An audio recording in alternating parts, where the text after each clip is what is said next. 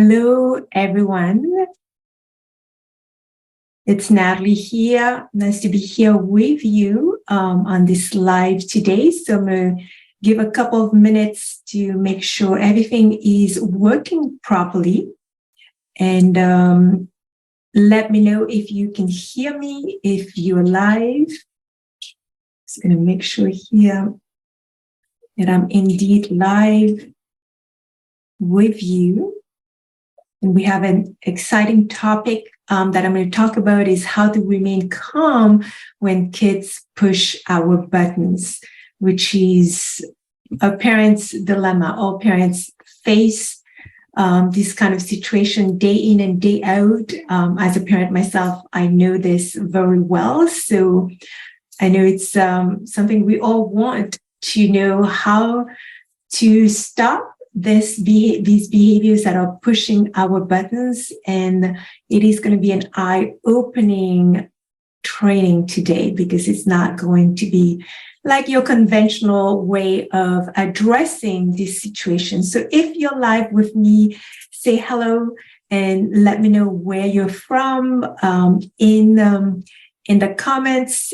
So as we are waiting, just a few more seconds here for me to get started.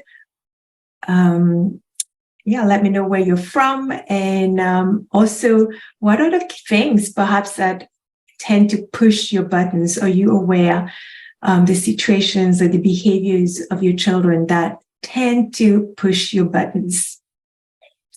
Hello, Andrea. Nice to see you. I'm looking down because I have another screen down to see what's going on Facebook. So you're from Calgary, Canada. Not sure if it's warm or cold now. Here in Ontario, we've been having beautiful weather, at least for the past few days.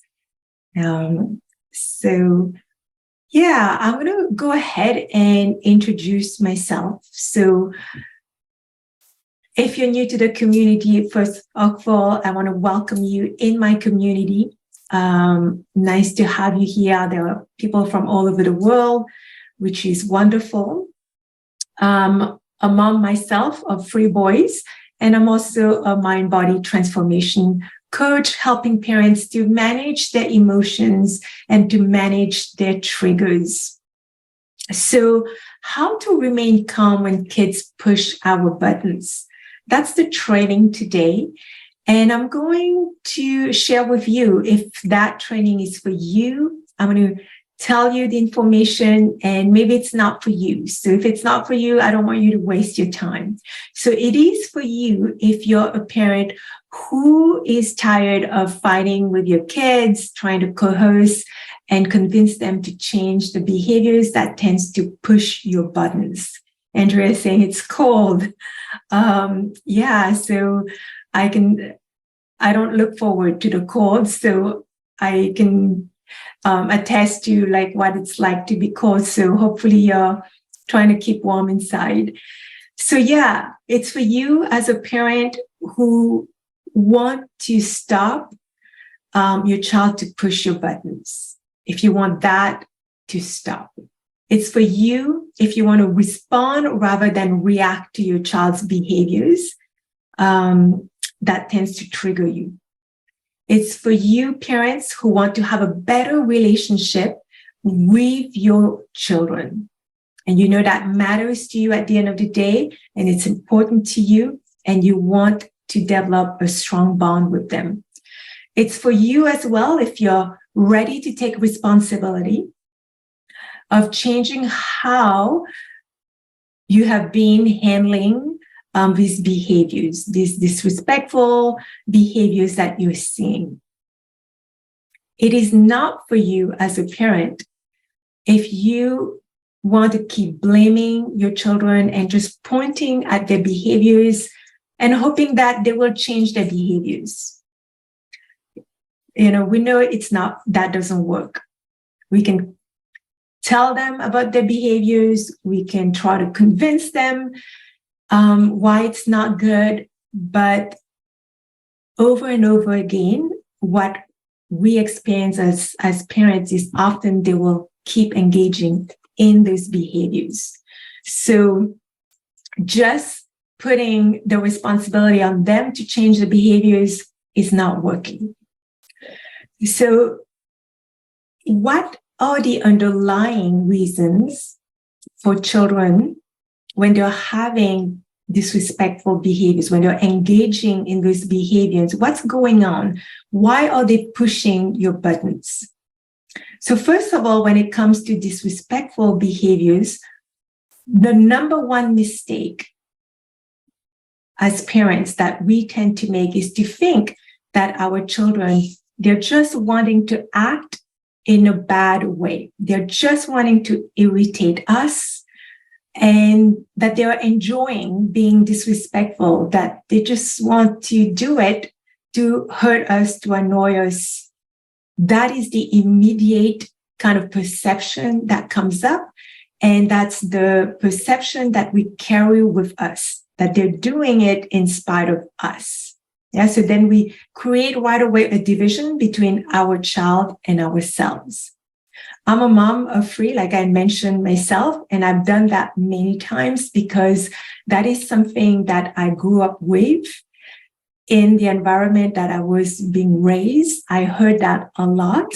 And when I had children, it was kind of an automatic thing that when I see my children misbehave, boom, I thought they're doing it on purpose, that they're doing to get at me, that they're not listening because they don't care about me. And you know the whole story that goes on with that.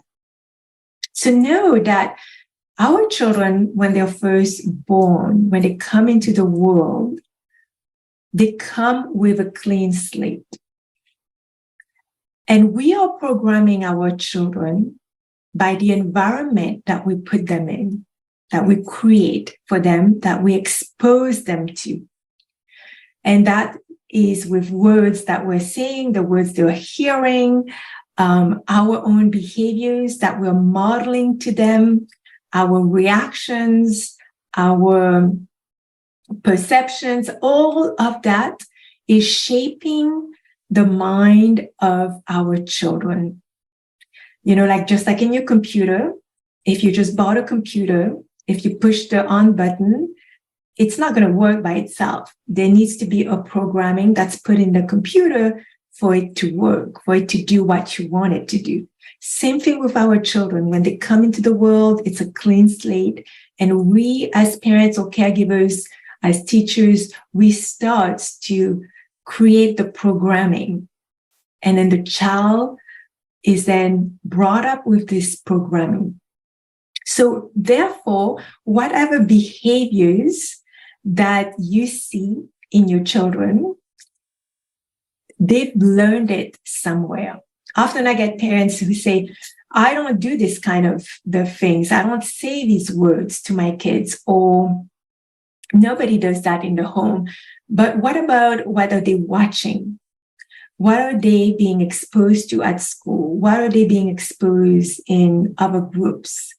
And so all of that shape how our children will act and behave. So the behaviors we don't like, they have learned it somewhere from someone, somehow.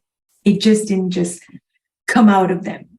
Okay, so when my clients get this, when they understand that first, children are not choosing to behave in this manner because they don't care about us, because they want to hurt us, because they don't want to listen. When you understand that's not the true reason, and you can change your approach, and you know that these behaviors are coming from somewhere, then you can start to see a shift in your child's behaviors. So for instance, I'm going to give you an example of one of my clients, Amanda, who came to me. Her son was having angry outbursts all the time, which then these angry outbursts would push her buttons. So instead of just addressing these angry outbursts, her son's behaviors only, she took time to understand why her buttons were getting pushed. in those moments and address the reason for her child's anger as well at the same time. And then she shared afterwards, after working with me for a few weeks, that her son had about 75 to 80% less outbursts. So isn't that something maybe that you want to experience? So let me know in the comments here if that is something that is interest to you. What would that help you experience with your child if there was less of these behaviors happening with your child? What would that be like? So trying to get our children to just change their behaviors is very frustrating and hard to do. I've been there, I've tried that, and it doesn't work. Would you agree with me? So those of you who are live hearing this, even if you're hearing this on replay, would you agree with me? That is very hard to get our children to change their behaviors, or maybe they change it for a period of time and then boom, they go back to the same thing again. And why is that? It's because these behaviors, they are coping mechanism actually helping our children. Our children are using these behaviors as a coping mechanism to get what they need. And I'm going to go deeper into this in a moment. But know that this is why it's so hard to get our child to stop their behaviors, because in their mind, that is a coping mechanism that they're using to hopefully get what they are needing in the moment. So in order for these behaviors, whatever is pushing your buttons that you don't like, either they're talking back at you or they're fighting with each other, whatever the case may be, to address that, this issue has two parts we need to address. So it's not only about addressing our children's behaviors, but there's another component to this. So I'm going to start with when our child is, for instance, being very disrespectful. They're doing the things we don't like. So they are pushing those sensitive buttons. And when they push these sensitive buttons, what is our own emotional state as a parent? So if we are dysregulated, nothing good can happen in that moment. We cannot address the situation from a place from being grounded. Would you agree? Okay, so therefore, we have a tendency when we're not regulated to react, right? We'll yell, we'll get in a power struggle, we'll punish, we'll send them away, whatever it is in that moment when we're dysregulated. And usually that doesn't help. It doesn't help us as a parent, and it doesn't help the child, because now we've disconnected with our child, and we also don't feel good about what is happening within us. So I always talk about, the trigger in a gun, but I'm also going to talk about, say you have an orange. If you squeeze an orange, what do you get?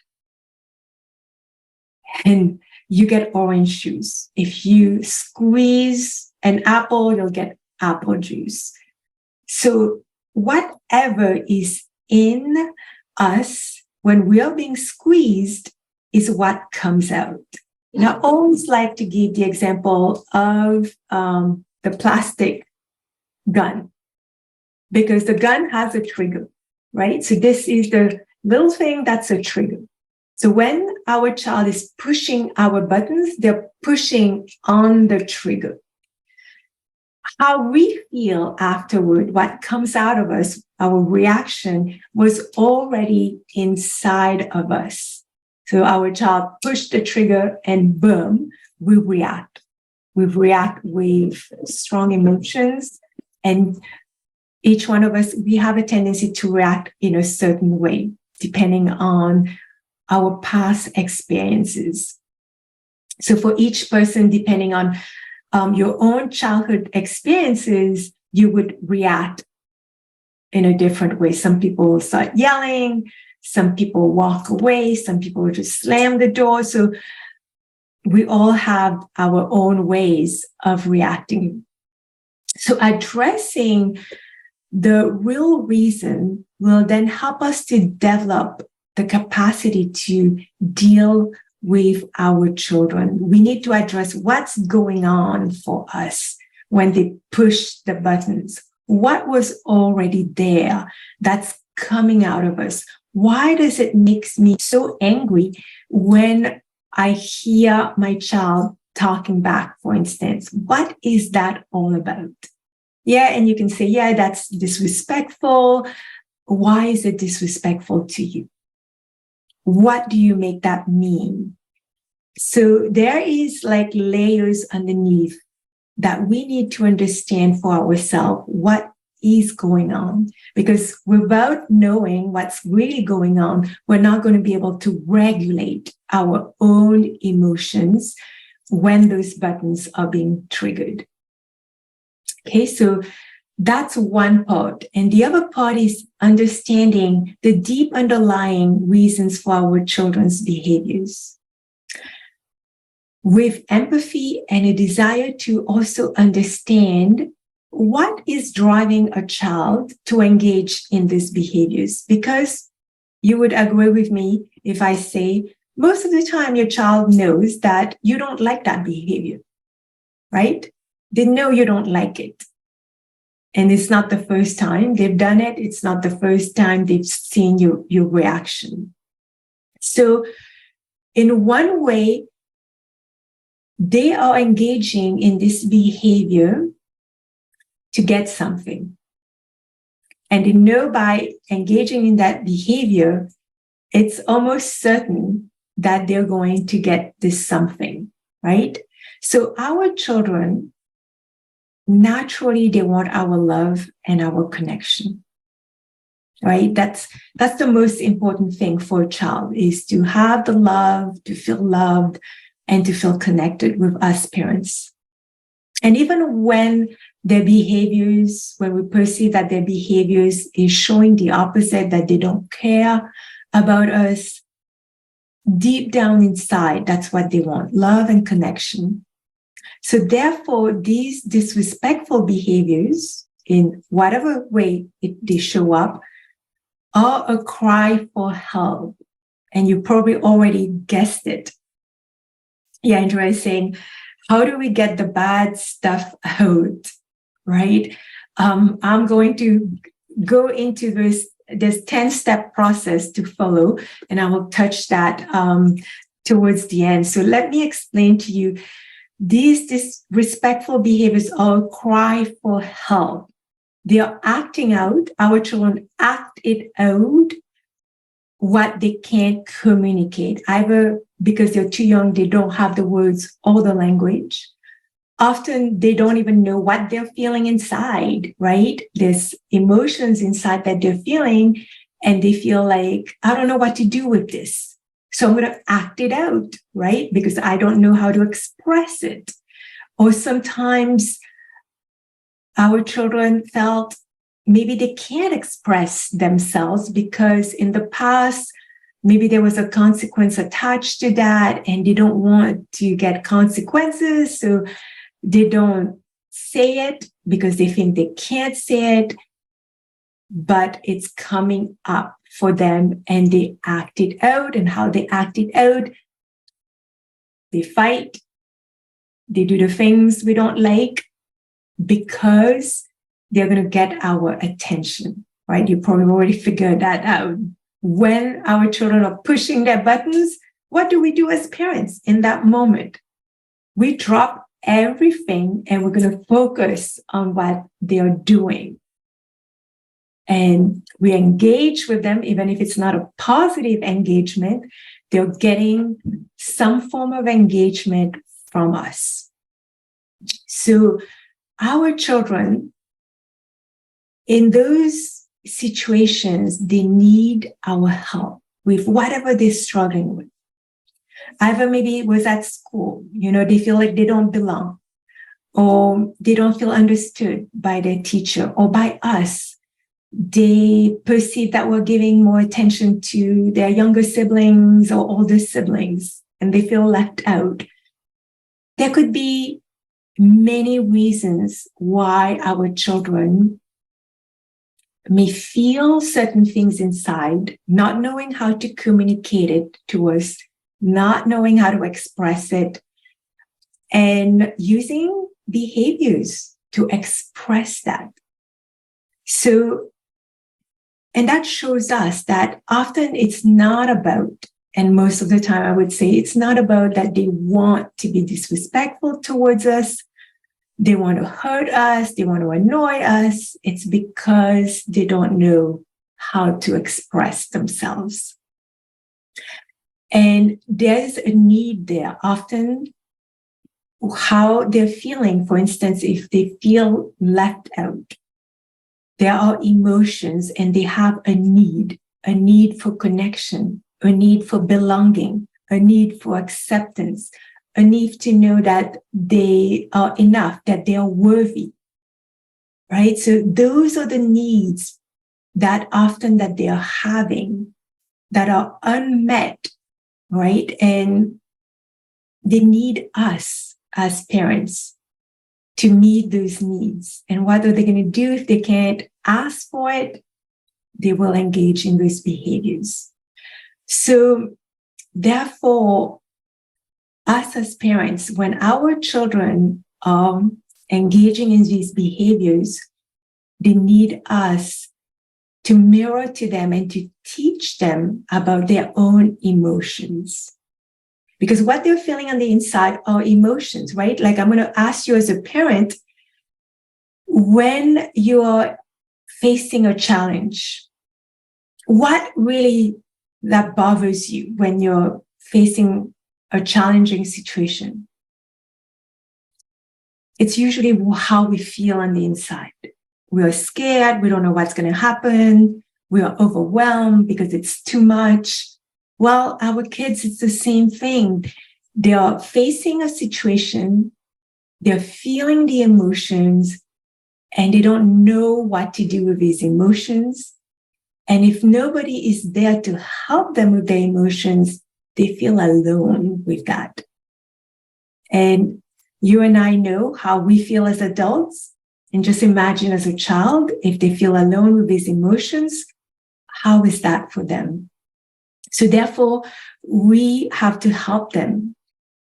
And how are we going to help them and help them to regulate is also by modeling how we regulate our emotions.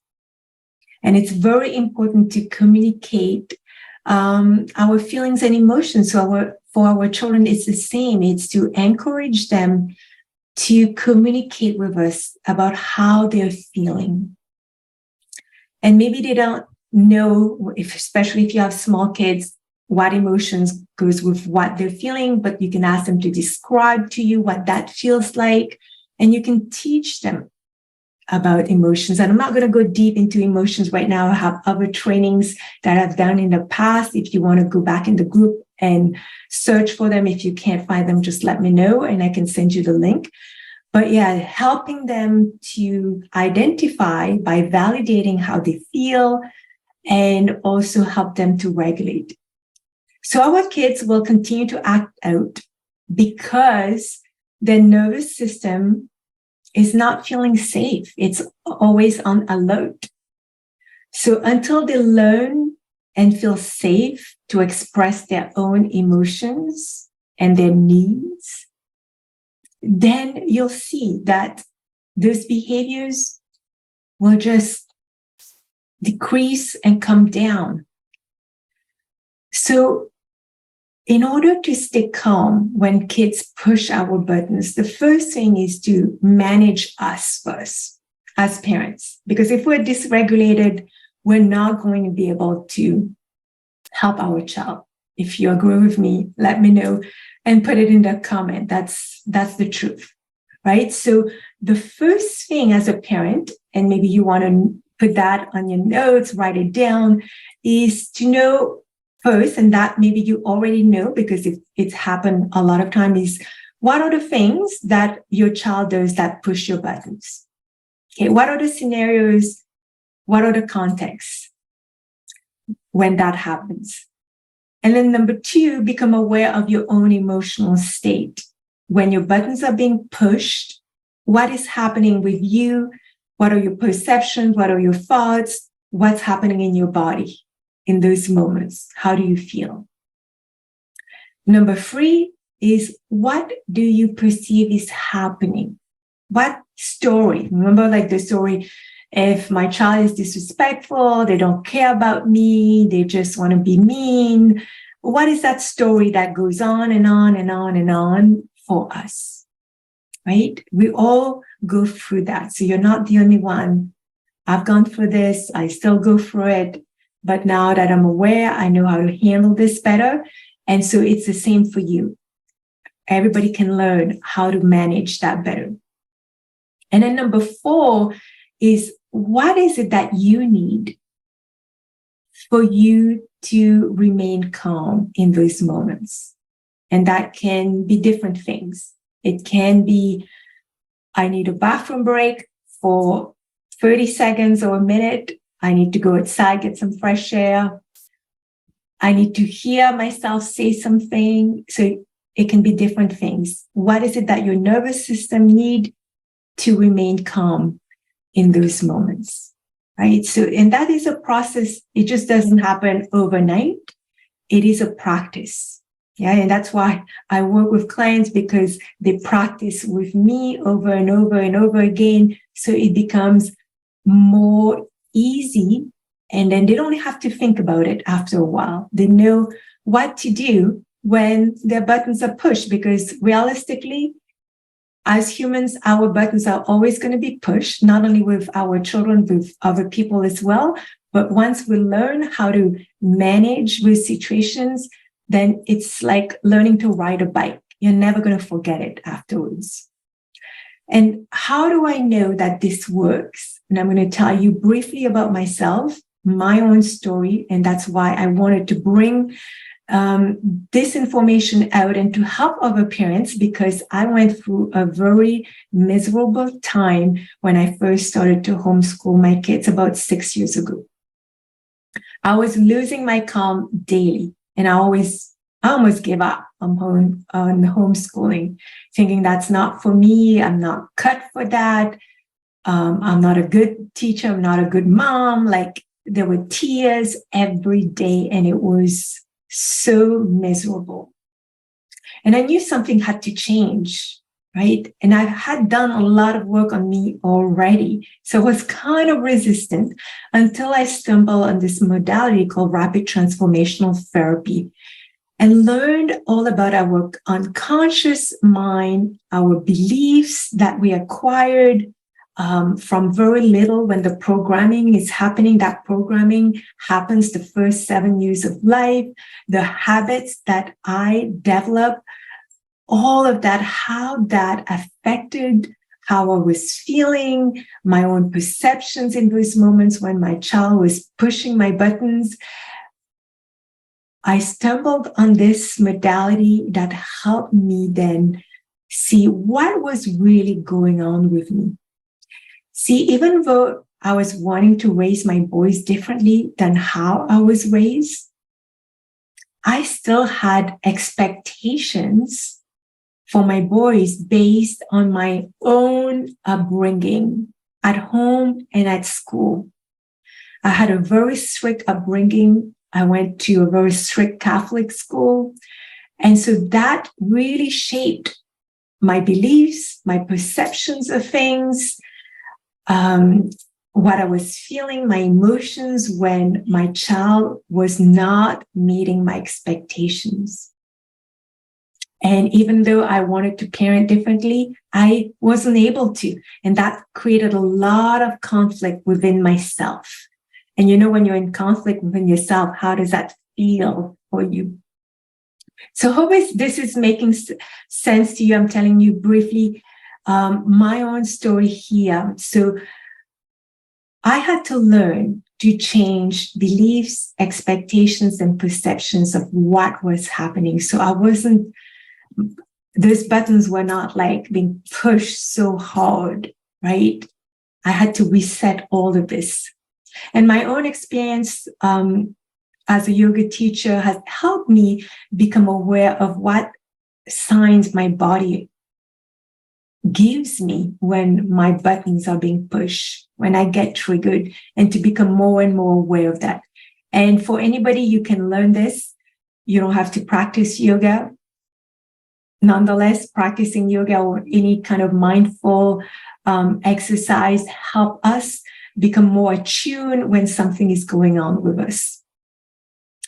So I also had to learn to understand the meaning of what is it that's happening, and also meeting my own needs to regulate my emotions. Because until we can connect with what is happening in us, it is very, very, and I'm going to say it again, challenging to develop compassion and patience for our children, to be able to understand what is it that they need when they're engaging in these behaviors. So first, we have to address the stuff in us. And Andrea was asking, how do we get to that bad stuff? So here I'm going to give you the steps. There are 10 steps to that. And I've done this for myself, and that's how I work with my clients. So it's not a secret recipe, but it takes time. It takes some commitment, but it doesn't take a long period of time. Yeah, so it can take a few months, but it doesn't take years, right? If you're committed to this. So first, and you can write it down, and I encourage you to write it down if you want to, identify your own common triggers and context. I've said that already. So know for yourself what is triggering you. For me, when I was being triggered, it's when my child is not meeting my expectations of doing what I've asked them to do. That was triggering to me, right? So know for you what triggers you. Number 2, develop awareness of your own body's responses, your physical and emotional responses. What do you notice happen in your body? How do you feel in those moments? What are the emotions that are coming up? Anger, frustration, sadness, whatever it is. Number 3 is to uncover the limiting beliefs that are linked to those triggers. What are the beliefs that are attached when your child is pushing your buttons? What do you believe about yourself in those moments? Number 4, recognize your own unmet needs. Because I'm going to pause here and go just a little bit deeper so you can understand. Okay, so for instance, if we're a parent, when our trigger is when our child is being disrespectful, maybe we are perceiving they're talking back to us, and boom, that triggers us. And the meaning we are putting to this is, you're being disrespectful to me, right? And what may be coming up for us, and usually that's what a trigger does. It's no longer about what is happening in the present moment. It takes us back in the past. Is for ourselves as a child, what was that like for us? Were we able to challenge our parents and speak up, right? Were we able to express our emotions in those moments, how we felt? Or were we completely shut down, or were we punished if we did that? And I agree, like there's talking back, being very disrespectful, and there's also being able to express, right? So we need to differentiate that, and we need to teach our child that, yeah, maybe you want them to express, but it has to do to be done in a very respectful way. So I'm not denying that we don't need to encourage our children to be respectful, but when they are answering back to you, what is going on within you to understand that for yourself? Maybe we remember all the times that we were punished because we did speak up. Maybe we remember the pain we experienced because we were not allowed to express our own emotions. And maybe those things are still unresolved for you. I know for me, it was unresolved. And that is what needs attention. We need to shift what was unresolved, those emotional wounds. So that's an important part of the work, is recognize what were our unmet needs. Maybe by not being able to express our emotions, we perceive that we didn't matter, right? Which is a basic need of a child, is to know that he or she matters to her parents. And then a good news is that we form beliefs, and beliefs can be changed. So reframing limiting beliefs and perceptions is absolutely necessary and can be done. Okay, so being able to shift those limiting beliefs and those perceptions of what we're seeing happening with ourselves and our children, very important. And then knowing is not enough, right? We all know that we can read a book about swimming, but until we get in the pool or in the ocean or the lake, we can't learn how to swim, right? Just by reading.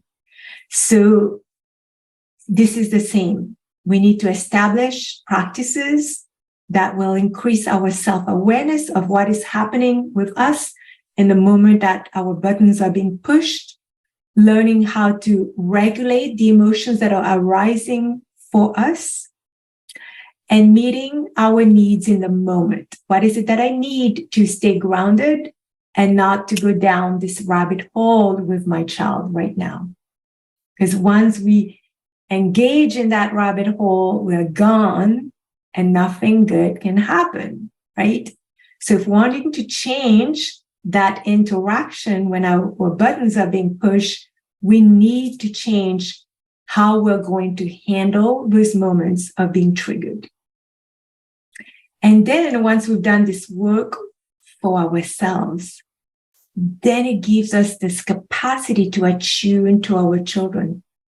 I saw in a comment the other day that a parent was saying what triggers them is children wanting, what was it? I forgot, but it was about wanting their needs to be met. They didn't frame that this way, but not listening to what I need, what I want in the moment, what I want them to do.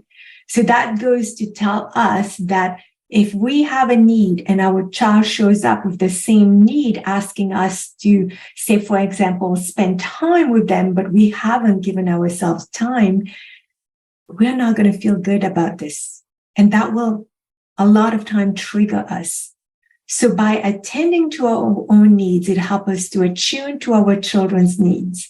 And once you've done this work, you can sense and you will know, your intuition, your gut feeling will tell you what is it that's missing for your child in those moments. Or maybe you remember as a parent that, oh, I've been working a lot. I had a big project to finish. And so I didn't spend as much time with my child. And what my child is needing is missing right now is my own presence, my own attention, validation from me that I love them, right?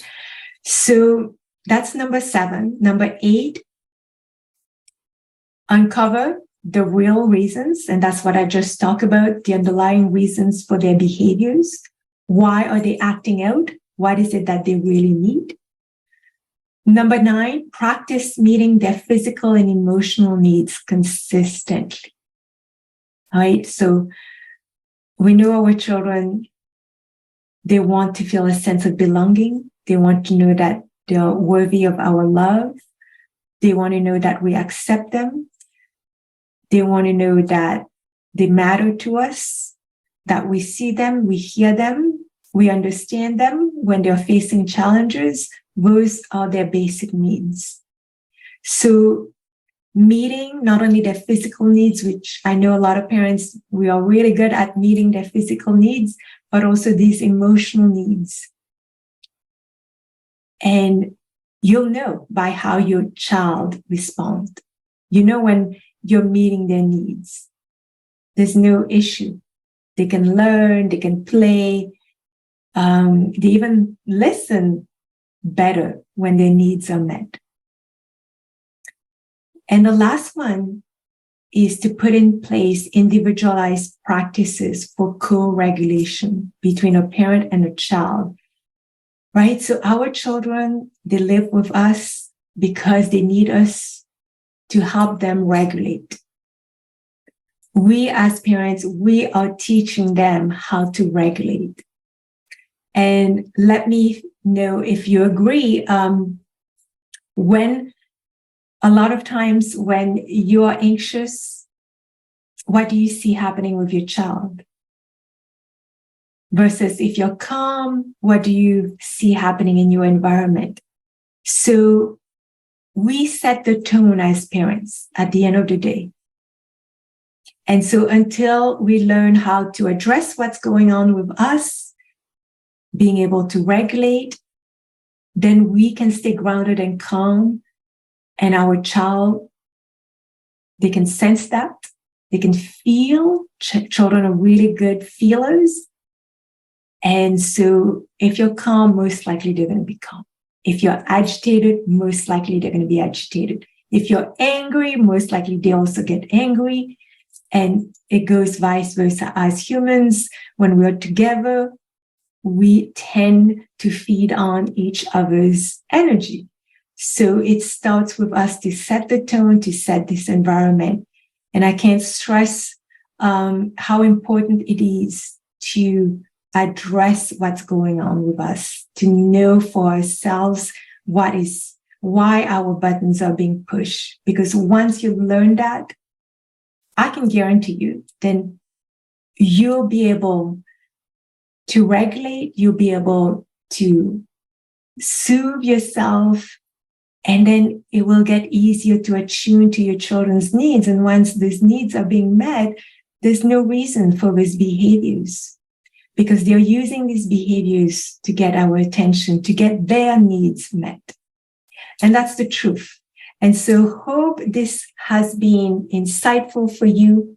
Let me know if it is. And if you have any questions, I'll just stay on for a few more minutes right now to see if you have any questions. And if you're watching this live afterwards, if you have questions, also put them in the thread.